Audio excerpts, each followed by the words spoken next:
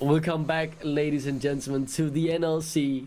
We are one game left on the day here. It is Nativz going up against the side. I can't believe I forgot this. This is actually embarrassing. It is Nord. It is Nord. There we go. It is Nord chasing the final playoff spot. Really, they want to keep themselves with that head start. They are 4-4. We now have two other teams though who are tied at 4. No, only one other, Domino, being tied at 4-5. So if Nord lose today, they will no longer be the sole possession of 4th place. They will be sharing it with Domino. If they win though, they will tie themselves up for 3rd place. But they are going up against Nativz, who have only so far lost 2 games. Both of them being against Verdant, one being on the opening day and the other being with the internet issues. So they haven't really lost that many games where it matters. When Nativz will be tough to beat. Nativz are a very strong side, but a lot riding on this game for Nord here because, as you mentioned, if they lose, then they're tied with Domino on 4 wins, and they're essentially just hanging on by a thread for that last playoff spot. And you know, with fourth wall kind of coming up a little bit as well, you know, Veneer's still knocking on the doors. Like, they are sitting in a playoff spot, but they're absolutely not safe right now. So it's going to be a difficult game for them to win. And I feel like these are the kind of games where if you do kind of pull something out and you are able to do an upset, it means a hell of a lot. It takes so much pressure off of you when it comes a little bit down the line in that playoff race. Yep, I mean, especially with 4-4 coming up, if you just want to track that, like, if they lose this game, they basically have to beat 4-4 and they have to beat Domino, assuming that they don't beat the top of the table teams, to be able to hold on to their playoff spots. You have teams finding their form, really coming up hard. They can't afford to lose these theoretical 3-win teams that are below them in the standings right now. It's been a struggle for them, right? Like, it's all about whether this mid-jungle gets their game plan off or not. Top lane, that's been a very, very consistent, solid rock for them, but it's top lane. No one cares about that when Season 13 League of Legends, right? Bot lane has been pretty good for them, especially on Xayah. Hiddo on that Xayah has been phenomenal. But mid-jungle, there have been games where Omon's been carrying, and there have been games where Indecisions looks really good, but these are inconsistent times. It's not a consistent fact. If they can get that consistency, then they can challenge and secure their playoff spot. And it's exactly the right point, because when you really look at the development of North throughout the split, 0-2 week in week 1, week 2, 2-0 week, week 3, 0-2 week into a 2-0 week 4. So they've always been kind of this all or nothing. Either they dominate the week, look really good, or they just look absolutely horrible. And now they're going up against Nativz. Nativz, I would say, are more consistency, having been able to beat everyone that's been stood in their way, except for Verdant, who are the #1 team in the league. It's going to be really hard for Nord, but they can do it if they are at their peak, because their peak has been really good. But if they are not at their peak, they could very easily get smashed as well. Yep, and before people say that's probably just due to strength of schedule, their first 2-0 week was in fact against Verdant, right? #1 team in the league right now. So these aren't guys that just win against the bottom teams and lose to the top teams. They can beat the top teams if they find their form. The question is, will they find their form? I do think this patch favours Omon, but that's if he's read the patch notes. If patch notes are real. That's asking quite a lot, honestly, from the standards of what we've seen so far in NLC, or at least it seems like the results of today's games have not really been in line with what we've seen, the changes in the patch notes. So Static Shiv LeBlanc still being a thing, Affilio still being a thing as well. A lot of success from potentially nerfed stuff. So we'll see if this game is any different. Here is the last ban of the first round of the draft coming through from Nord. Is going to be none other than the champion named Tristana. As we list. That's a nice way to buy time. Tristana being taken away. Mid lane focus mainly can be seen here by Nativz banning away both the Syndra and the Ahri. First pick for the Milio. Wow. Instantly locking that in for Twist. Maybe indicating they want to, get a strong AD carry for the Vox now and play around him. An AD carry I can certainly understand playing around. Yeah, someone should click Fox Drop on that last ban, by the way, and just title it "When You're Paid by the Hour." But the Milio first pick from Nativz, we may see a blue side 13-11 again, but this is a very good 13-13, 13-12, even on the side of Nord. Heavy all-in, and it has something that, we've had in our heads ever since Fox Drop has said it, right? Ease of execution. Just press R, win the goddamn game, right? Sometimes it is really that simple. Whereas Nativz, their Jace is gonna be like, and probably buttons, just bro. lose out. Got to move your mouse too much. It's not a point, but they slam these picks down really, really fast. Like they knew exactly what they want is. They've got that plan down as well. That's crazy stuff. One of the downsides to Misfortune as a champion, as a carry, is that she doesn't have any real good self-peel, like mobility or anything. She can strut her stuff, but it's not a huge amount compared to what some other champions can do. So having a Maokai to be able to maybe try and punish that a little bit is always something that can help you to get on top of Misfortune if you want to bring her down. It's going to be a Sejuani on the side of Nord locked in. So you've got a pretty beefy front line established so far. You can see the makings of a very simple, just press buttons and win team fights composition here from Nord. Very easy peasy lemon squeezy stuff. And with that ADC being locked in for Nord and not on the side of Nativz, you can also try and ensure the best matchup possible here in that bot line by taking away the Xayah first and foremost, and the second ban will most likely also be another ADC, something that you can just something you don't want to deal with in the bot side, something that will maybe give you a few issues and potential complications, and just to keep the game as easy and simple as possible. It's not even going to be a bot lane anymore, is it? It is the Affilio, so that's even despite his nerfs, still pick / ban worthy apparently, according to NLC 2 wins today, meta. right? So yeah. In fairness, especially with the blue-green set of rotations that are really popular right now, Nativz would have a lot of synergy with the Maokai Jace composition they've got going, and obviously there's really good synergy with the Milio. You are looking to set up long-range poke on the side of Nativz, and the big issue that Misfortunes, especially Misfortunes that are part of a clear wombo combo, generally have is they don't have sustain, right? So if the Jace is getting the poke out, the Maokai is able to set up on her, MF is basically out the game and has to reset and then come back in later. And she doesn't just have the freedom to press R here either, because Maokai will press R, Jace gets a free shot on her, because much like Malzahar,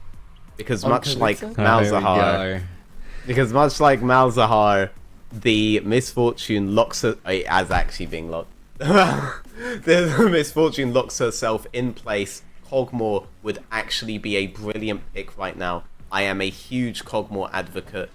Into MF and into Victor, both those champions are hard counters by it. Jinx, I'm obviously a huge advocate for, always have been, in terms of outranging people. Kog'Maw would be more based, but Jinx would probably be a more effective pick overall, though. In 13-13 and honestly season post-13-10 world, Kog'Maw is a very dangerous champion. Wow. Kasane lost another nerfed champion in recent patches, making his showing here in the top side. Honestly, seems like this range is really what you're going for, but with some of those front lines and still with the capacity to let this Jinx run riot onto the side of Nord. I'm quite curious to see Misfortune's build. You see mostly lethality builds coming through from her nowadays. Maybe the Kraken Slayer though chucked in there as well. But it will influence how these fights play out. Obviously, I would say you want more of the build that leans towards your ultimate being powerful, which tends to be the lethality builds. And also, if you do itemize into that, not 100% sure if they will, but if you do, then Edge of Night is a decent option as well, because that spell shield can save you from either a Maokai engage or like even just a shock blast. So that can be like half your health as the game goes on, right? So getting that spell shield can be good. But it was a little bit of a flippy here. We've got Sejuani in top, not going to be in the jungle. Is going to be that Nocturne pick in the jungle instead. Gotta be real, I give it fully to Nativz. I actually think they have an easy composition to play out. They have massive amounts of range advantage, but it really comes down as simple as when the enemy messes up, if they try to dive us, if they try to press R on the MF, if Victor tries to exist, we lock him down, we burst him, Jinx has a reset, Jinx runs away with the entire team fight. It's that simple. Very bang for your buck.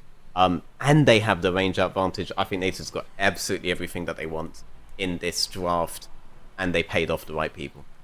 I think for me as well, I'm just looking towards the bot lane, right? Den Voxne, probably one of the best AD carries. For sure one of the best AD carries we have in the league. Up there with Gubi in my opinion. Put him on the Jinx, you have him, give him the millions, get the shields, get the extra range, extra damage. That's just a safe combo. It's gonna work. I have no doubts about that. You have Front Knight for it as well. As long as Den Voxne doesn't Giga Int, which he very, very rarely does, this should be a win for Natives. I mean, he has to get before. It can happen. But it's very he has. But last time was against NLC. No, forget. Well, true, but he was also a large reason why that series went to 5 games, right? True. He actually was dominating bot lane against a future LEC AD carry Exekick. So will not have any comments about how that's going. Yeah, and sure, he ended up on a really low range champion there, and he still tried to make the plays. This time, very high range champion. And when it comes to NLC, then Voxne is still low-key the king. There's only one split he's ever lost. He's literally never lost the summer split. No matter what team he's being on, never actually on one of the favourite teams. So I'd have full faith in him, especially on the Champion. Let's be really honest. As completely simple as Jinx, this is the pinnacle of AD carry, right? You press maybe one button, and otherwise you're just pressing auto attack over and over and over again, and behaving like it takes any real skill at all. The skill is not inting while you do it, which can be easier. What players are to real people, ADCs are to players. It's just a fact. I think that is actually not particularly inaccurate. Yeah, I think with the way that this draft's gone down as well, though, like it's hard to root against Den Voxne. Like I also think something that really benefits carries in League of Legends is having pressure put off of them, and there's enough on the rest of Den Voxne's team, specifically with like Jace and like things like Maokai, like they have their roles in the game, like should make it easier for Jinx to kind of just knock them down. Like his team should set them up, and then Voxne on that Jinx should be able to just knock them down and make it kind of easy. Like it's not all on him to make all the plays happen, as you kind of saw in that last game with the Tristana in those team fights. Kind of had to be everything for those fights to work, everything for his team's plan to work, and it didn't really happen. So yeah, anytime you can make that dilute that pressure, it's all good stuff. And Seneca's I like this NLC player effect. Seneca's birthday is on Waffle Day, a holiday in Sweden, so he always ate birthday waffle cakes as a kid. Love that. What a beautiful childhood you have when you can eat waffles for your birthday. I hope that doesn't mean it ruins waffles like outside of it, so that your family's like, no, we shouldn't have waffles. That's special. That's a birthday thing. Do you know what I mean? Like, according to Wikipedia, apparently Waffle Day is also a Danish tradition. On the 25th of March. I did not know this as a Dane. It's like Pancake Day in England, but a bit weird because it's Scandinavia.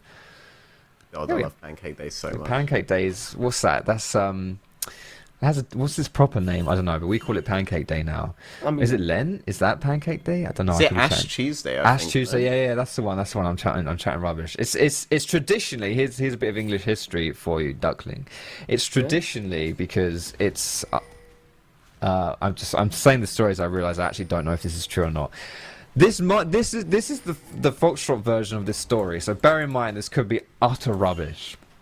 But you're just coming out of, you're about to go into fasting or Lent or something like that, so you use up all of the stuff in your cupboards, and that tends to be like the perishables, like the milk and the eggs and the and the stuff. So that's how you do pancakes. I think that might actually be really wrong.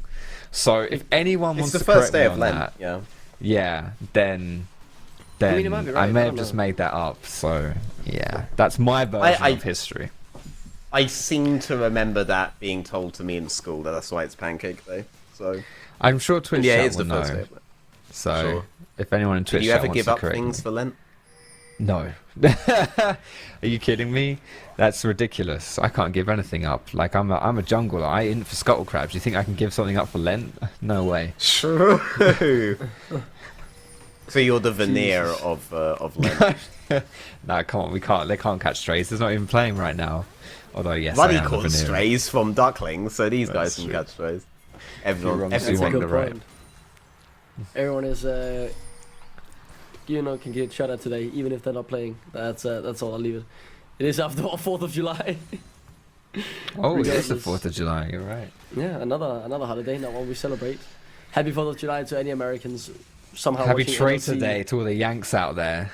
To all the Hope Yanks. you- Yeah, enjoy your situation.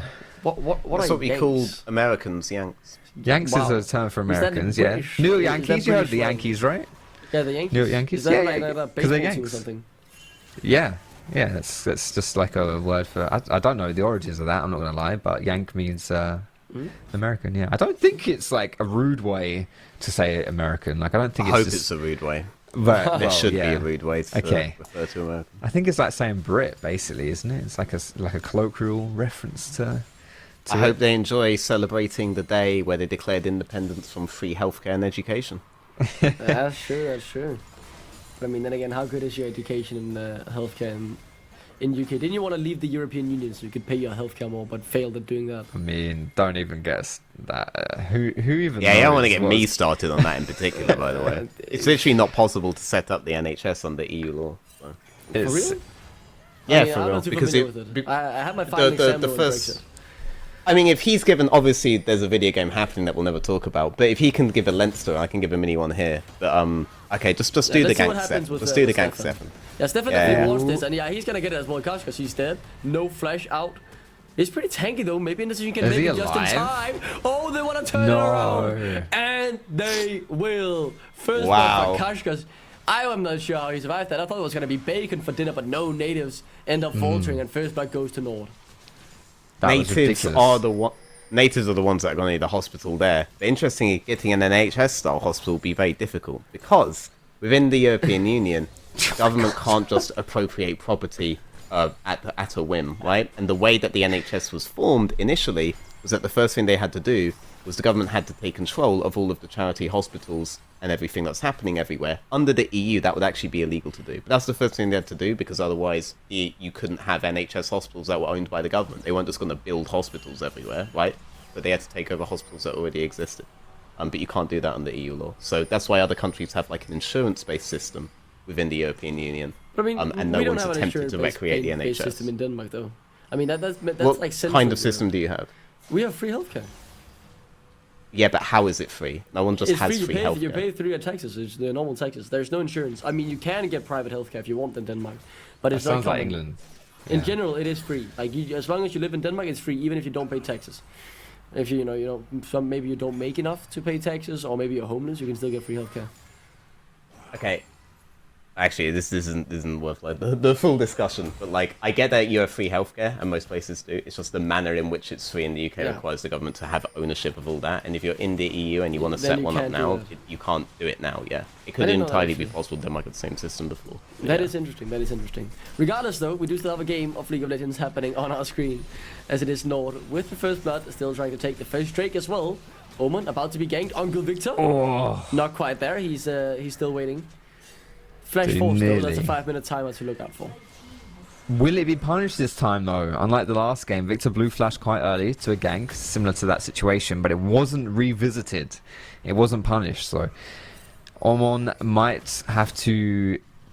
He'll have to play safe here, but we'll see. It's kind of on Stefan to get that return gank. He doesn't have flash of his own because he did blow that, initiating that gank in the top side. So that is a Ooh. plus. Oh, good hook though. That was very nice. Then Moxley taking a bad trade there thanks to a very, very good hook from Seneca. That was beautiful. I wonder when Waffle Day is in Sweden. It is 25th of March. 25th.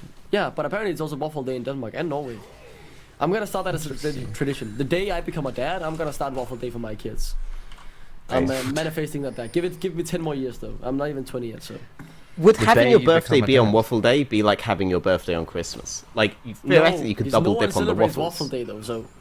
Like, everyone celebrates Christmas in Denmark, but not everyone like, oh, Maybe it's your Waffle Day. parents didn't celebrate Waffle Day. I've never Someone heard of in Waffle this Day. game celebrates Waffle Day. Yeah, and I alright, respect it so- because it sounds nice. In my family, we had Waffle Day on January the 1st. We always ate waffles on January the 1st, just, to cure the hangover from the new year. Always. Actually, Your imagine favourite that childhood day. memory, curing hangovers. Love Yeah. that. Imagine your Too parents much. are doing Waffle Day on your birthday solely because it's cheaper than cake. Oh, see, that sounds kind of cheap though. Then you're bad. Imagine, actually. But if it is on Waffle Day, then it's cool. Did you guys know there's Cinnamon Bun Day? That's also a thing in Denmark or Yeah. also Sweden or what? Sweden and Finland. Sweden and Finland. Wow. 4th of October. That's cool. Pastry-based days are all the rage, Yeah. apparently, Do you guys across have Europe. tea day or something where you drink tea? That's every day, mate. 365 days a year, baby. You Always slam that down, you celebrating. boil that kettle, yeah. Avid followers of that. Oh, Stefan, walking straight Huh? to Seneca here. He could look to get the Oh, kill. wow, they Seneca's just in walked a lot of trouble, past! doesn't have the flash available. Flash over the wall. Then Box no. Oh. Secure the kill with the super mega death rocket. As Hiddo forced to Okay. underneath the turret. Vladdy's rotating in to add that extra bit of health to the health bar. In the meantime, though, they are losing the Herald up top. It is gone TP in here from Kashkosh to deny the potential dive. Ooh, So that what actually means happened quite a there lot, is innit? that Hiddo ulted the wave as MF to try to prevent the dive situation from Jinx and from Milio. But on her doing that, because the catch is done in Tribush and because she hasn't got her AoE out to the whole extent of the lane, they just walk past the stun-locked MF while she's ulting and go into the try and nab the kill while MF can't do anything about it. So, pretty interesting interaction that just happened there. Kind of funny to see, and shows some of the vulnerabilities you have as MF when you're locked in on that ult there. She wasn't able to defend her teammate. If she cancelled ult there, they would end up losing out on the skirmish anyway. So an attempt to vent a dive on her just allows for a dive onto the jungler. Nord, though, looking pretty happy here with their objective control in this game. Already taken that dragon away, so that wouldn't be a spoil from that play with the dive happening. First dragon of the game taken away by Nord. It was that cloud dragon. Second one looks like it's going to be that Hextech. We'll see which soul we get here, because I don't think we've reached Dragon Soul in any of our games so far today. Although we've gotten a little bit close, it's not really been that important. Maybe a little bit different in this one, but if anything is to go by from today's games, then it won't matter too much. So we'll see if teams put a little bit more focus on other objectives and maybe like those dives as we just saw. Just trying to get some immediate gold into your back pocket and snowball through those team fights. And as we reach the 10-minute mark, it has been a quiet game. Just a couple of kills coming through, a couple of neutral objectives all going into the hands of Nord. And that's why they find themselves with a 400 gold deficit. For some reason, as the CSing just haven't been quite up to par, I would suppose, in the lanes. Maybe some plates as well have gone over to swing the gold lead. Yeah, there's one down in There's the a bot lane. plate, yeah.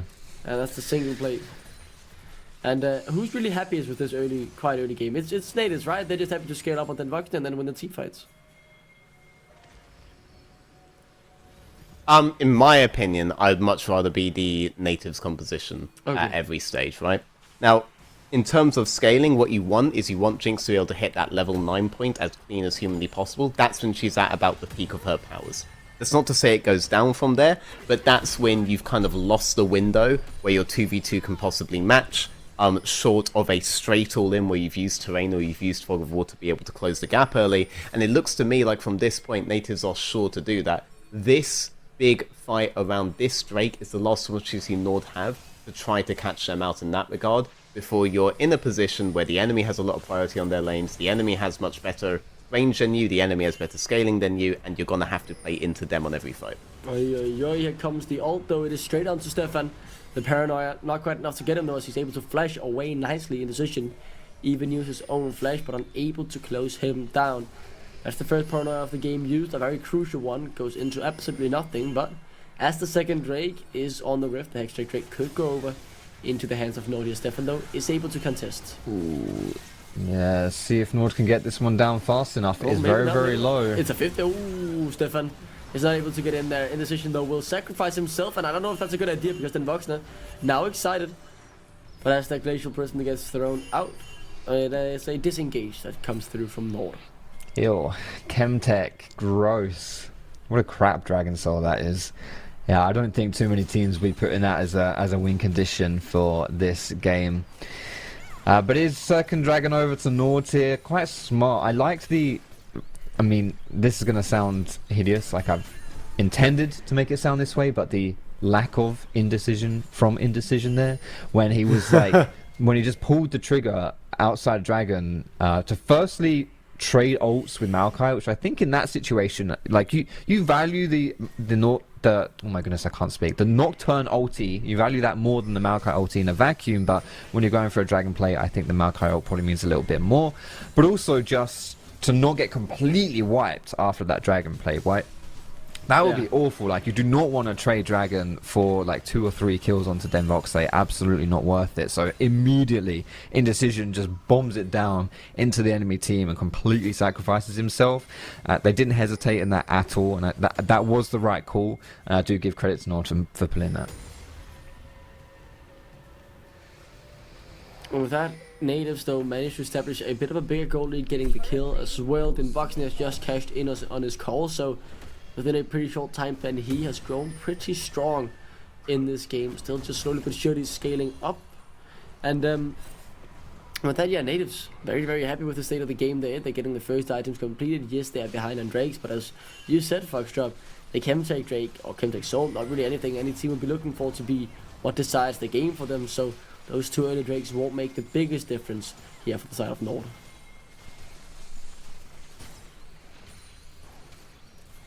The big question for me now is, what do you do about the Cassante, right? Because the Cassante is a champion that's very, very useful if he's able to get ahead.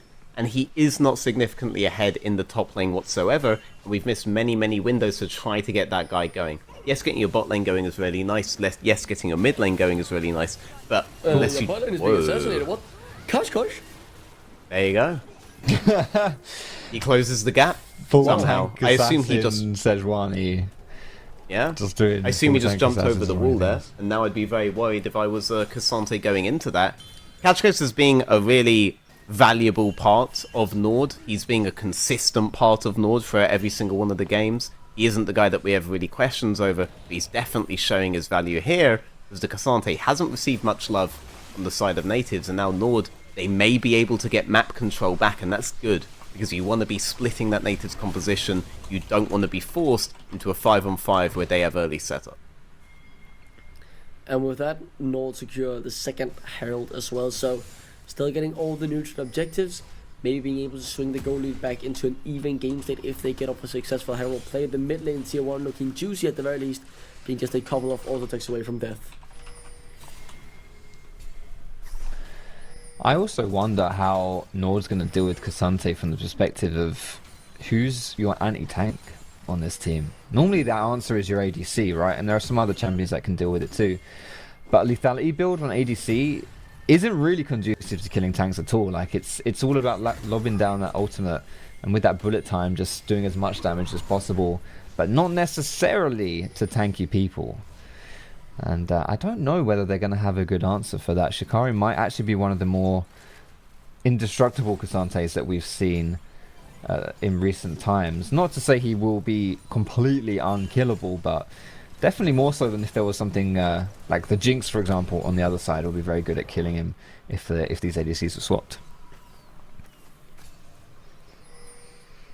Yeah, that is a really good point actually. You could look to Omen maybe, with the Leander's Anguish being a bit more percentage health damage, but it's not full tank shred, and as you say, right, for Hito, it's more about the ultimate getting damage out in that way. So let's see what happens. I mean, Indecision might be able to buy a Black Cleaver and that way stretch some of the armor, but there is no designated tank killer on the team regardless, and as you say, could pose a threat specifically towards Shikari here. Regardless though, we hit the 60-minute mark, only 4 kills, but the tempo will be increased here just a tiny bit, as the Herald will be summoned surely the first turret being taken down by Nord here. Boom! There it goes. Turret gold in the pocket of Nord. 2,000 though, advantage to Nativz. That's kind of crept up in this game here. Ace is being opened up on, by the way, by Vix on the top lane. He got heavily all-in. He actually face-checked Omon in the brush. He had to burn Flash to get away from that. He's not going to be able to join the fight around Drake immediately. Victor actually has a moment to shove out the wave before potentially matching. They both have teleport, but the Jace wasn't able to immediately move. Kashka's already here, 2 TPs in from Nativz. They don't want to give this up. They don't want to get the soul point into the hands of Nord. Stefan now pops the ultimate. Drake going down to 5k. Out tries Jakari, and he will be able to dash out to safety there. Stefan taking quite low. Bullet time already used. Now it's time for Invoxner to really open up. The ghost has been popped. Omen, no mana after the TP in. They have to back out. It's a kill, it's a Drake, and it's a one fight for Nativz. Nah, that's Talk it. about range. Sorry, go on. I was gonna say, like, this is it, right? Like, you had that kind of, I don't want to say snowball, but that momentum of getting dragons and all that stuff, and that was really the main thing you were clinging on to, right, for your positive early game here for Nord. And with that fight, that's all gone out the window now, with Nativz comfortably in control of this game. Okay, but talking about how that fight went out, the Jinx was able to get a lot of DPS out, the Jace was able to get a lot of poke out, you had a lot of damage done to the side of Nord, and when Nord decided to use their all-in, the MF ultimate just wasn't even in range of any of the carries of Nativz there, and the few that were actually getting caught in were able to get out, and then the re-engage was just so easy for them every time. And that is a preview of how most of these fights are going to end up happening. Even if you manage to get the catch, unless the MF has been able to cheat range in before, you're just not going to be able to catch them out in the middle of that MF ult. You have to use terrain, you have to get vision control, you have to sneak up on them, so to speak, like Catch Coast was able to do, assumedly on the bot lane, to get on top of them box lane. But short of something like that from all 5 of you, it's difficult to see how Nord play out these fights. Yeah, Nord definitely in some trouble, you could say. The goal lead not massive, but it just feels kind of rough for them. 2 items now on Inbox, and he's starting to feel confident. And the thing is, as soon as Nativz gets one kill, it feels like it is all over for Nord. And the one tool they have to win a fight, it has to be Hitter's bullet time, really, that can deal enough damage. But if the Inbox gets rolling, he has the Ghost, he has now the dash as well with the Gale Force to keep the gap closed and just dish out the damage that he needs to dish out. You need to lock people down on wombo combo, really, innit? Like, you got to get that good Sejuani ulti, maybe like a Nautilus ult to lock someone down as well. And then if you can slap down bullet time and is it the Chaos Field? I don't know what it's called actually. The Victor ulti. Chaos Storm, that's the one. You were close, you were close. I was close. I was halfway there. If you get both those down, like there's a huge amount of cleave damage that comes through there. Lots of AOE. That's quite nice. It's a good strategy, but I feel like that's kind of hard to find, that opening, that window, that engage for you to lock someone down to then pull the trigger in that way. And Nativz playing really well into Fog of War, into Vision here. You can see complete control of the top side of this map here. That one ward though, really cheeky near that blue buff from Nord, is actually kind of ruining all of Nativ's plans here. Really nicely done, really well played there. But with this Baron being flirted with as well, Nord going to be struggling here to stay safe without having to face check, and they absolutely do not want to face check this team. You face check a Maokai, you're in trouble. Worth remembering there is still no TP on either Vladdy or Shikari for a couple of minutes, so, or maybe 30 seconds if Nord wanted to go for anything, and Shikari is on the bot side, but instead they're focused on their side lanes as well. Don't want to overextend, and as you said, don't want to face check into a Maokai, as that will give them in big trouble. So for now, the scaling continues, slowly but surely. The second items being hit on the carries. Vladdy is waiting for the Manimune to be charged up to a Mirror Mana. 2 items now on Hitto. Same goes for Invoxner. I think from this particular map state, what you'd really love would be if your Cassandra was able to keep a pressure point on the bot lane there, and you're able to shift that intermittent. Vladdy is in trouble, and he's taken down by Indecision. This opens up the window, and now Nord are pinging towards the Baron. Are they going to go for it though? I don't think they have an especially fast Baron, right? It's not like they have Zion Hitto here. It's not like they have Valor. Nah, that TP like though, they're thinking about it. They're thinking about it for sure. Oh boy. Shikari also has teleport. They only have to interrupt the Baron, and they have the range to be able to do so. Yes, they have the Jace, that's their biggest poke champ, but I don't think you could just stare at them and do the Baron. As well. Twisted Advance. Could be used here. 5k and dropping on the Baron. There's still a smite. It's definitely get in the pit. Has the flash available. And now Vladimir with the TP as well. It's now going to be a 5v5. Kashkash is already down to half HP. The Baron is still being kept intact. Will anyone go for it? Will they try it and secure it? 50-50. It's a 50-50 as you say. Indecision though. No flash or can't get in the pit again. Another fight has started. That's the first kill. And the Baron has reset. Nativz will take the fight as they get the kill. Do they want to go back on the Baron though? Indecision still alive. Kashkash goes in. And Vox, and it's good damage. But he's alive for now. Who falls in Chicago? As now it is Nord trying to get something here. They find Invoxne and Vladdy quite low. It's not quite one yet. As somehow Nord turned that around and managed to get down Invoxne and Chicago. Very good play by Catchcoast there. Then Voxney fought off of his initial reset. Maybe he's able to get excited enough to get a kill. They ran out the excitement, and yet he still moved forward on an isolated Sejuani. And Sejuani's like, oh, I'm not trapped in here with you. You're trapped in here with me. Slams straight on top of Jinx's face. Is just barely able to kill him. And as a result, they're able to get something more out of this fight from what looked like a very lost situation at the start. Right? They realize now they don't actually have a fast objective. They don't really have the turn, and even if Jace is down, Nativz still have the range to contest them. Let's see what happens on the Drake here. Vox does have the ultimate. If he wants to go for the flip, 4k and dropping, here comes the ult. They get it down to 2. It could be a steal, and it will be by Stefan. That's the second Drake for them secured. Now Stefan, though, in a lot of trouble here, but in this gets popped somehow. Then Vox, they could still look to run forward. The flash used, though. Great Q there from Seneca, forcing that crucial summon as well. Vladdy trying to do some damage on Cassius, but does very little in the end. Good poke on Omen. As both teams now back off. No one has the smite, but it's still Nativz stepping up towards the Baron pit. Oh, and they stole the dragon as well. It's good stuff for them.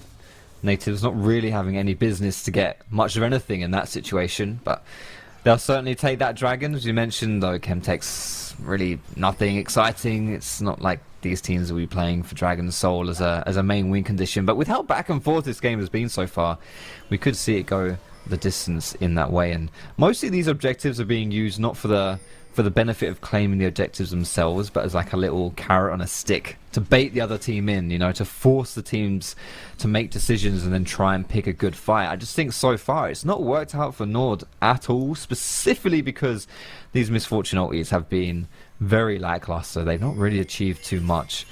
Always keep your eyes peeled on that Misfortune to see if she can get something a bit more, because with a good bullet time she can win this team fight with a blink of an eye.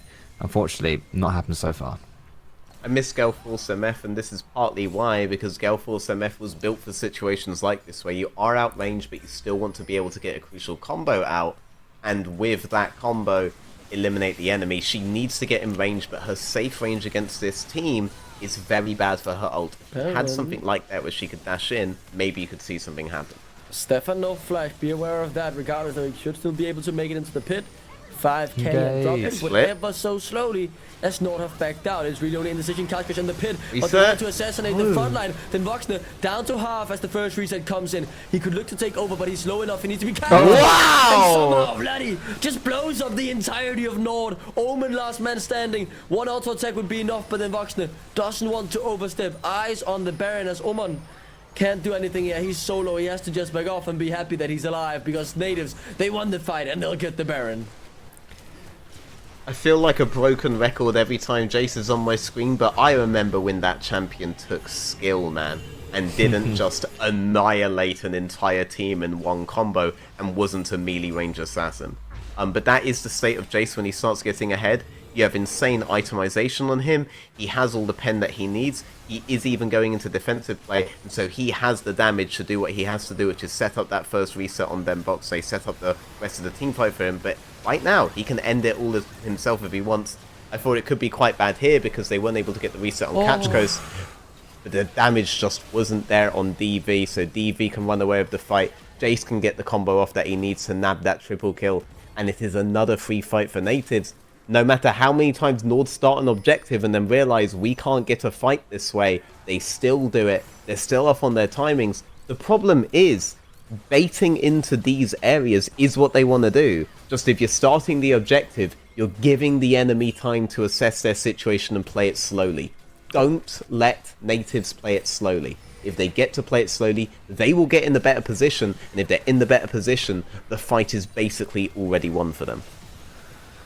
Also, I think Nord have not pulled the trigger very well here. Like Sejuani just needs to sat down the ult. Just need to engage. You just got to go for it. You got to go for it so that while you're still all in position, while you're still all together as a team, go for the engage. Slap down the CC with the big ults like the bullet time, and they just don't do that. And then by the time Sejuani or someone does engage, you know, like Hero being forced really far away, it just doesn't work. Like it's tough here. Now Nativz firmly in the driving seat here. Huge poke coming through from Jace. Who is going to tank these Jace shock blasts? No one wants to. Maybe a Sejuani can, maybe the Nautilus, but even in this situation, it's not looking too good, to be honest. It's looking really, really tough here for Nord, just trying to hold on and dodge all of these shock blasts and all of these pokes. And the thing is, with the Voxner now having the rapid fire cannon as well. Oh! No flash, so he could be caught out here. They could definitely go on towards him, but he's dashing away with the Gale Force, trying to run, but they've committed to him, and they've got him down. Bloody next up on the chopping block, trying to get something back, but is unable to, as Nativz are now falling to pieces. They're losing members left, right, and center. 2 already gone. 3 falls there with Stefan. The Drake being up in 20. This will be sole point for Nord, but more importantly, it's a one fight that stops Nativz dead in their tracks. Composition is simple. You win the fight if you can catch out the Jinx, and they were able to close the gap, and they were able to blow the Jinx this fight, and suddenly that 624 Jace doesn't look that scary. You're now 1 soul away from soul point, and that's good, because if the enemy is bursting you and the enemy is trying to get you low, you want to be able to trade back damage, and this soul could potentially give Nord the ability to run out a Jinx reset and be able to actually get that crucial kill on the Voxley to win more and more fights. That was objective bounty as well on that Dragon too, not just putting them within soul point, but giving them a little bit extra gold. Every little helps here if you're Nord, just trying to stall the game out a tad. Don't want this this game to end as quickly as some of the other games have today, if you do want to find your way in a chance of coming back in and winning. Time is your friend right now. You just want to try and buy as much of it as you can. Way easier said than done, but as you mentioned there, Veteran, getting onto the Jinx, there's no Sash, there's no Cleanse, there's no Mikhails. If you can lock her down, she will stay locked down, and then with a good combo, the rest of the team will follow. Alright, let's see what happens here though. Cassius does get hit up by something, but the slow doesn't matter because he's immune to it for the time being. As Shikari tries to find him but unable to, as Seneca takes a bit of a trade here. Will be going down most likely. Absolutely eviscerated. He's gone in a millisecond as Hito forced to flash away as well from the ultimate from Stefan. That is a very good play there by Nativz, forcing some important cooldowns and getting a kill as well. They can recall, reset, and regroup. Can't wait to see the Jace damage at the end of the game, by the way. I feel like it's going to be insane.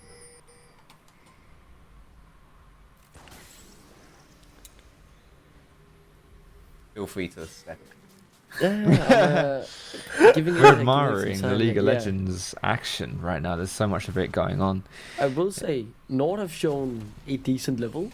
They have shown some mistake, but you know, they're putting up the fight against Nativz, which I'm really, really happy for, because with the way this team has been playing, it has been so hot and cold that either they have been really, really good, and they've been beating teams that they shouldn't be beating on paper, or they've been losing to teams which they shouldn't lose to on paper. This time around, it's way more of an even game. Despite being the 6,000 gold down, they're not giving up. They're finding the avenues and opportunities to try and get back into the game, and I'm definitely sensing the progress that Nord is making, which is really, really good. But at the moment, of course, it is still Nativz in the driver's seat. Very much. Can't forget as well, it was Nord that brought down Verdant's only loss of this split. Definitely have the capacity to beat these better teams here, and obviously with Nativz being second place in the standings right now, only behind Verdant. This is a second one they can look to fell. One more of these really solid teams that they can pull an upset against. And to be honest, we've seen worse positions that teams have found themselves in. You know, the kills are relatively equal. I know the gold is quite a significant difference, but when you look at the carries in those mid lanes, like Omon is pretty big. Like, he's got 3 items. He's got that stopwatch for a fight as well. Similar thing as well for the Misfortune. With these stopwatches in tow, this next fight could be really, really big here for Nord, and they might just have the tools to make it work. We'll see if they pull the trigger here. Yeah, Koshkir's taking a bit of poke, I want to say, within Voxner. Rapid fire cannon alongside the Milio W is stupid amounts of range. It is so unbelievable. That was like a Cogmore ultimate, but it was Exactly. literally an auto attack. It's disgusting. Mental. Oh! Flash No! forward from Sadek and then Buxton. So far, so good. Oh! He's still being Nice. locked up. He's still being found Catch out. coast. The resets are through though, and they just No! can't quite get him. And now the resets are really coming through for Natives. The Wow. final fight is set in stone for them here. As yes, they lose one, but it's another reset for Buxton. Unless someone has something to say about it, it has to be now as he flashes out to safety. My goodness, that was so close. Almost with some happy feet towards the end there as well. But let's look at how this started. I think this is a really, really good engage from Nord. You almost catch them Voxney with the hook, land the ulti. Cash Cost as well gets in through the side. But crucially, that Misfortune bullet time doesn't hit the lockdown targets. Which really is it's great that you're able to pull the trigger and lock people down. But that's ultimately just the first step. And you need to complete the rest of the steps to make the fight work. And they weren't able to find that. So unfortunately for Nord, almost getting it right there, just not able to completely do it. And that is, in the end, going to be a one fight for Nativz. Yep, they have the wombo down, but they don't have that crucial part of their combo down, the part that does the damage. It's basically Indecision alone in the backline. They're trying to capitalize on this CC chain from Seneca, from Catch Coast. But it was not to be. It is not enough, and unless you can find a way for MF... Oh no. Is it over? What the hell? Oh, Seneca, he's caught out, and he's dead. Eyes on Omen, though. They've got good damage on Vox. Omen could definitely assassinate him here, and he will look to do so. So good damage on Twisted Vox, and no flash, but he's still Gale forcing out. He refuses to die, and Omen and Hito, the last two damage dealers, are the one who have to do it all. My goodness. How do they stay alive as Natives just can't quite end the game? It's still just Omen. No! They find him. I cannot believe what I'm watching. My goodness, that Misfortune ulti, finally we were asking for a big one, and that was a huge one in that choke point. What a better place to lay down a conal ability. Actually, than no that position. MF ult at the start of this, but you It can just see comes there. up perfect time. Yeah.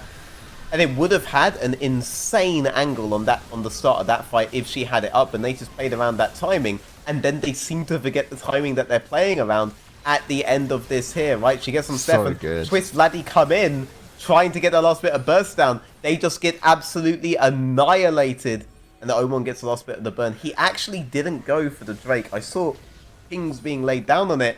This is a soul, and Nord are finding small enough advantages in fights. So you have to think, this soul that's going to operate best when they are low on HP. I mean, I think this is actually a decent soul for Nord to have this game, considering how the fights have been going. I mean, I they still can think it's definitely win the garbage. So there's that. Like I feel like I know what you're saying, but it's still crap. There's only a few ways you can say it, right? Alright, fine. It's over. The Nord fans in chat, it's done. Foxtrot will not allow any talk about how this could potentially be a fight. You got nothing. You got nothing here. You got hope with which to crush you when the Nexus explodes on the side of Nord, okay? I give up. I'm done. I'm not. It's just doomed. It's doomed. Saying, Uncle Victor already decided this game. It is a soul, but I think Natives are okay still with giving it over. It's still the exact same as it's always been for this game, right? Which is, how good can this bullet time be? How impactful can this ultimate be? Not just with Hito's ability to, press R and stuff, but how well can they set it up? They've got to make it happen. In that very last fight, they did make it happen, and it went really well, and it looked really good for Nord. And in all previous fights, it's not worked well, and it's looked really awful. So I just don't think this soul really changes that too much, but I'm not saying that Nord are down and out on this one, because if we do get a good bullet time, it could all be ogre. I mean, looking for a nice flank here. He's just so strong. He cannot. Oh my goodness! Uncle Victor's done it. I don't know. How did he die from that? It was 40% HP. You know how. Uncle The man, Victor, the man. myth, the legend. The And man, now the resets myth, are the coming in as legend. well. This could genuinely be game. I was just about to say, Omen cannot make a mistake of dying. It's all on Hito now for 40 seconds. Natives barreling towards the Nexus, looking for their 7th win of the split. Nord have put up a fight, but they've been done in by Uncle Victor. Hiddo, what can you do? Where is the bullet time? You have to save the game, and it has to be now. They've locked up Den Voxne, but it doesn't matter. They've found Hiddo. They've found the game. That one mistake genuinely cost Nord the chance of the comeback, and Nativz will stand strong. They will not falter in the face of Oman. They will find the kill. They only need to kill him once, but they will find the game with him. I mean, that feels bad, man. That was a 0-death game until that one death right at the end, and it lost his team the game. Feels bad, man. Yeah, but we have to say, Omen was a huge part of why his team even got to that point. Like, that game was over so much earlier if this Victor gets caught. Sometimes that Victor poke was the only reason not every objective went towards the side of Nativz. So he played a really good game overall.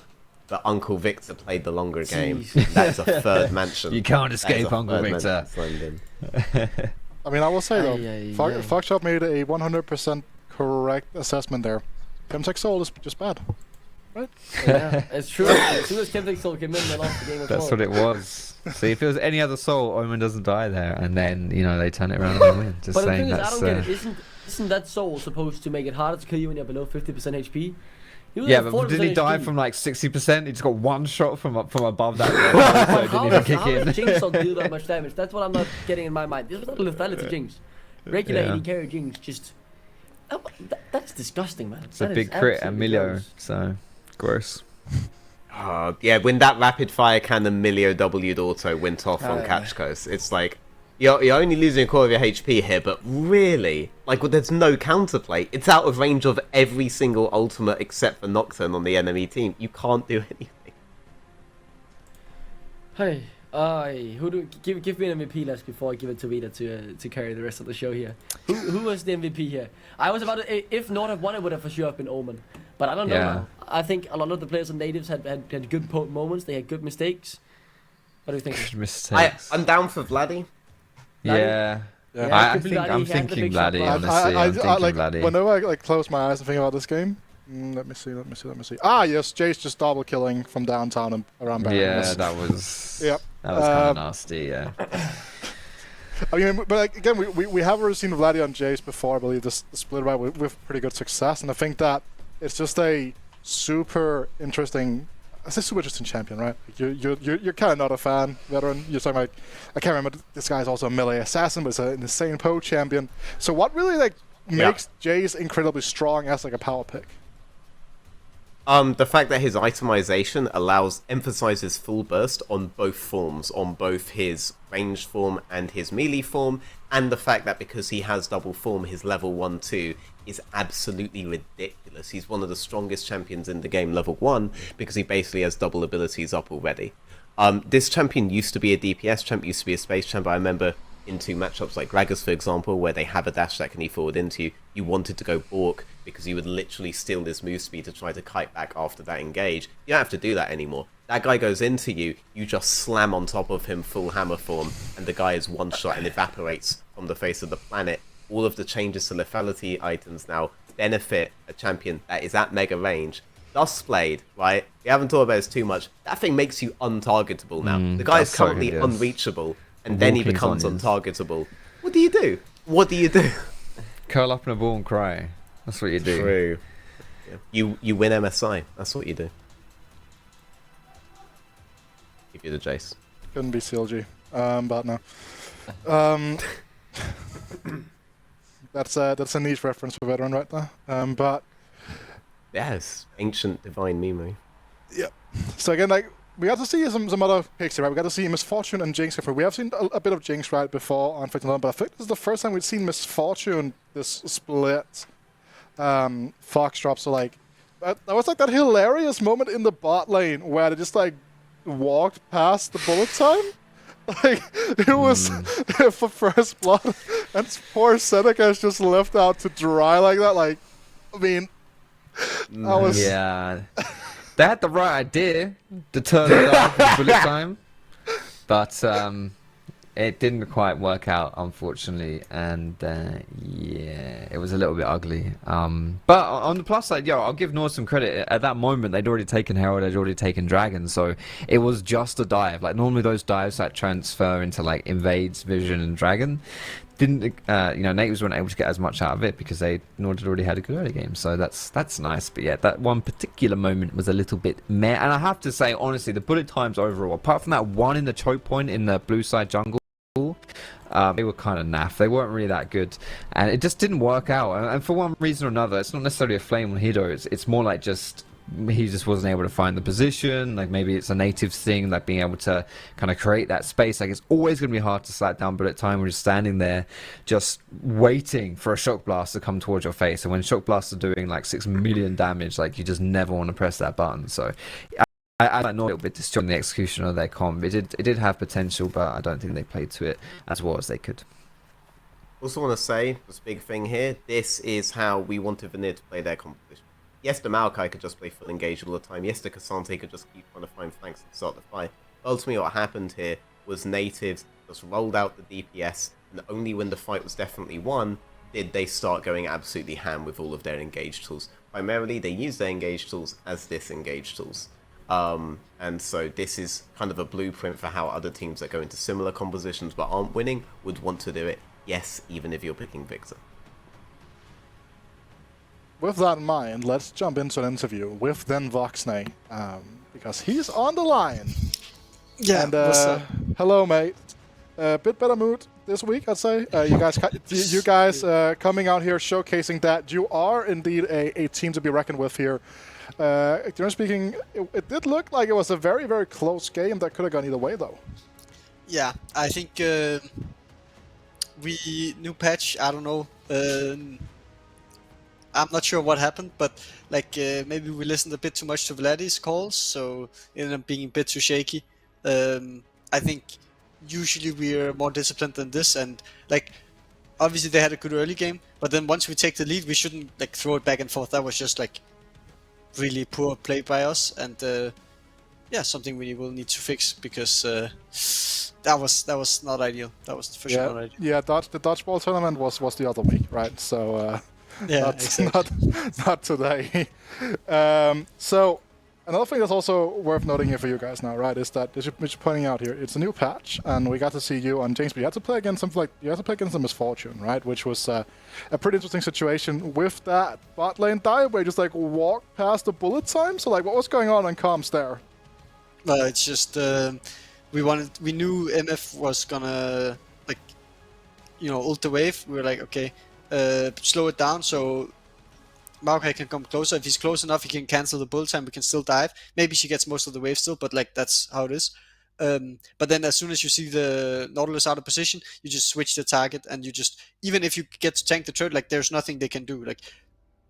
I'll take maybe 1-2 turret shots at best, which I don't even think will happen, and then we still kill the Nautilus, and it's just it's a obviously not 100% ideal situation for the Herald, but I think it's still quite good for us, because the difference is we get a TP, we got to make a TP play, or we had the opportunity to make a TP play later as well, so you get those small advantages, and then you can maybe utilize them later on. Yeah, so I want just a bit of a closing note here, right? So obviously you're going to say you're going to go 2-0 this week, because it's always the plan here, right? So I want to hear about what are some of the things you guys have been working for with EMEA Masters in mind. I think we are just aware that we need to play good every game, or just obviously if you make mistakes, it happens, and we just go learn from them, but we need to learn as much as possible, because if we don't play our peaks and push the ceiling of our team in every game we get, it might not be, we might not be actually be able to compete at EMEA Masters, because NLC is, I think, not as strong as some of the other regions, and I don't think that's a hot take. So if we don't play our best and we don't push our ceiling every game, that means you're just gonna stand still. Maybe we're still gonna beat most teams, but we won't be able to compete at the EMEA Masters. So I think, well, obviously it's first we need to get there, but that is the long-term goal, and I think we can for sure get good enough to compete. We just need to keep working, keep getting better, and I think we're in a good position to do it. Glad to hear it. Thank you so much for this interview, Don Voxner. Get back to the team and prepare for tomorrow. Thank you. With that, we're going to go directly into the interview with the top laner from Nord. You can say he plays some northernmost position on the map. It is going to be Kachos coming through. So first of all, how do I pronounce your name? Is it Kakos, Kachos? I want the full-on Polish pronunciation. Okay, hello everyone. I mean, the Polish pronunciation for that is Kackos, with the C, that you can actually hear it very well. So it's Yep. the Kackos. You can try it right now, so I can Kackos? hear it. No, it's not the one. It's like the C without the Z at the end, so like Kackos. Kachkos. Yeah, more or less like that. So like it's almost a T, actually. Yeah, possibly. Yeah, okay, interesting. So, you guys now, you're up to, down to, you could even say 4 and 5 in the standings overall here, right? So, with a lot of other teams in and around you looking pretty strong, right? A team like Fourth Wall even trying to gain some traction now. How are you guys feeling about making playoffs? Like, are you 100% sure that's going to happen, or what's the status within the team? I think overall, the situation for the playoffs for us, as long as we get the wins that we should get the win, the teams we play against, which is not Verdant and Nativz, we should get easily into the playoffs, which I am looking for. So I think as long as we keep the proper phase, we can make it for sure.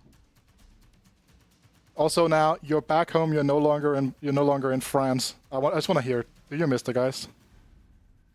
Yeah, I think I missed the guys. It was really nice bootcamp. Even though it was like 1 week, it was super nice to meet them all and overall like interact with them. Love to hear it. So obviously this game, not necessarily the greatest game for you, but you did have a chance of coming back here. Did you guys feel like did you guys have that faith up until that final fight that you guys were going to win this game? Personally, after I dodged the first gank and I solo killed enemy AD carry, I felt like this game is super free. We just need to get the soul point and win the game after that. But yeah, obviously we make some mistakes, but I mean, just unlucky, I would say. So again, you guys have another match tomorrow coming up. Do you guys think that, I mean, again, just kind of like give us a bit of a primer for what to expect from you guys tomorrow?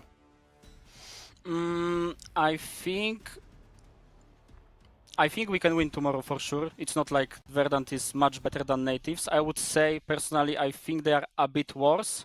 So I think it kind of depends on the day, but I'm sure that we can take the win. Also a rough week for you guys, right? Having to face both Nativz and Verdant Yeah, in the same week. Not the easiest week for you guys. With that in mind, I'm gonna let you go, Kachkos, and hopefully I speak to you again tomorrow in a better mood. Okay, thank you. Have a good evening. You too. So it's Kachkos, guys. It's a T, not technically. Kachkos. Yeah, something about that. I think we're getting closer and closer by every pronunciation. But we can't just summon him, guys. Like I know you're chanting his name, but we just summon him. We can't summon him again. That's not how this works. He actually got free branding from this because we're going to practice his name so much, and he's just going to get his name out there. You know, it's 10 out of 10 marketing. And that's almost as if that's what my degree is in. Yep. No, but let's start to round out the day here, guys, right? Because I'm trying to think about one big I mean, the biggest story here is obviously Fourth Wall beating Veneer because it means that I was the only one that got that right in the predictions. But any other big takeaways from today, veteran? Don't pick Victor. The biggest takeaway is going to be that very few teams are able to play out anything more complex than these big team fighting teams, and honestly I think that's fine. I think if you're looking to scout in the ERLs, what you really want is you want to find pretty good team fighters, people who are good with their hands, good especially with their situational awareness, these kinds of things that are a lot harder to coach outside of just fully concentrating on this one guy over and over again, right? And those are the guys that you can bring into a more tier 1 based system. So I think just defaulting to these better team fight compositions, not trying to make things too complicated, letting your players show out their skill level, that's kind of the thing that all of these teams need to do. I want to push back on the Voxy a bit there, saying he doesn't necessarily think the NLC is that strong. Today is the best League of Legends that I've seen all day, right? And I don't think I'm going to see any better. So, you know, that's all I have to say about that. All right, Darkling, I will let you I'll let you talk, but I'll let you talk over the standings because we have those already. and those are very fancy, so here they are. Yeah, I mean, some of the results that I want to take away from today, in particular, is the Domino win that ends their loss streak. Blink looked really good. Now they are technically in a playoff place alongside Nord, shared 4th place. 4th wall closing in as well on that, looked really good today.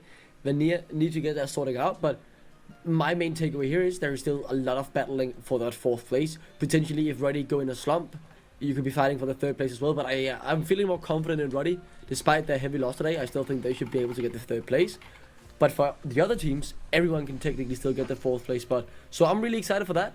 I think 4th wall, Vanir, and Domino, 4th wall, Domino, and Nord at the moment are the 3 main contestants. But if Vanir get their stuff together, they can still make it. And if Unique win tomorrow, they are still technically in the race, but they are starting to get towards their final call if they want to make it into that playoff race. But 4th wall and Domino, the 2 main winners today, I would say, from the playoff contenders, and Nord, I would say they actually look pretty okay considering they played against Nativz.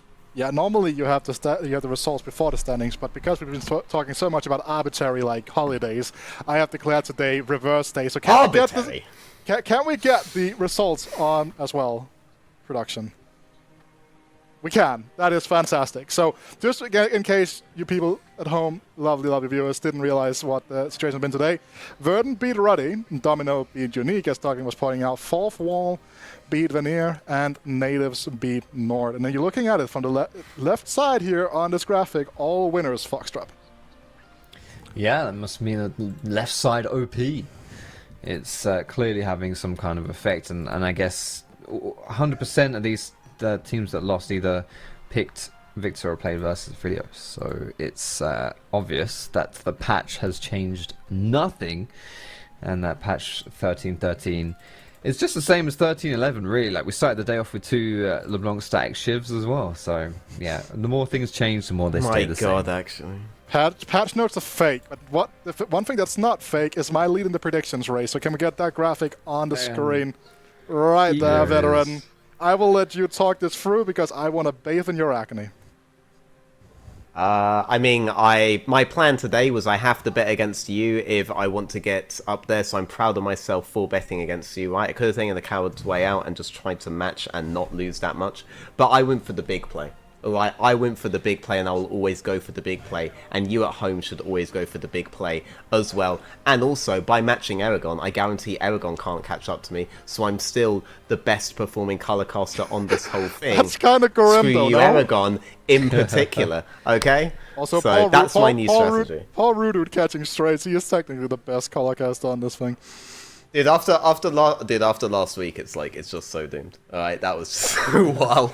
But yeah. So, you guys have been voting all throughout the day on the cast about who's going to be the MVP for each game. Now it's time to give the power to the people at home that they can go over to NLC LOL over on Twitter if you haven't been rate limited yet.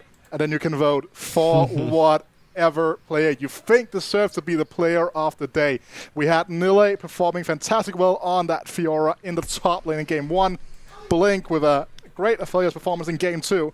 Jin Race on that Lissandra, and then finally we had Vladish, Jace here, and Buckling. There is Dane bias in play. Is Dane bias also going to impact your choice here? No, I mean, maybe I haven't actually decided on who my overall MVP of the day would be for me. I think it could be Jin Race, but I'm actually going to give it to Blink. I thought his positioning in the fights was really good, and on his debut for Domino. Yeah. So I'm going to say screw the Danish bias. I know it is a long-standing tradition for me to be Danish biased, but I think genuinely Blink deserves this considering how strong his performance was on his debut for his new team. Yep. I also think that if we look at all of the other ones, right, like Nala was doing really well, but mid lane was also just absolutely feasting, right? On all the other ones, there were multiple people who were really important. With Jinwei, we're having like a streak of games where he's able to find the catches, he's able to find the picks, he's able to start and end all of these fights. It's pretty insane performances from him. For me, he's the star of the show right now. He's the main character of the NLC. I look forward to seeing where his story ends. Well, that leaves with a special guest star, Foxtrot, to give us the final vote. Ooh, the final vote. I am going to say Jin Race. And I also am going to say that if his let me try that again. I am also going to say that if his... Oh, third time's a charm. No, if his laning was better, He'd be the best mid in NLC. Oh! Oh, that is Go! That is a hot take. That is a hot take and a half. But that's why we have you here, right? You can kind of come and go as you wish, and then you can make these hot takes, Yeah, leave and then you that can come and just back go. in a week or two and be like, I never said this, guys. I never said this. I'm only the guest, right? But Fake news. Starts fire, runs away. final thing that is to be said before we are going to sign off from today's show is that remember we're going to be back same time tomorrow. Go over to Twitter, vote for the prediction, vote for the play of the day over there. I mean, I You won't, can but- find Duckling and Twitter over at DucklingCast. Did I get that correct? Yes, sir. We have Veteran EU right below me, and then to the other side, we have that was the wrong way. That way. There we go. That's gonna be There Foxdrop you go. LOL on Twitter. I'm a Nice. beast. And you You can got follow it. me if you want the best predictions in the NLC game over on WeetaCast. That guy. With that being said, remember, NLC LOL on Twitter. Get that play of the day vote in there. I'm watching you. And with that being said, we're back tomorrow. Same time, same place. Don't go anywhere. Thank you so much for watching. Yes!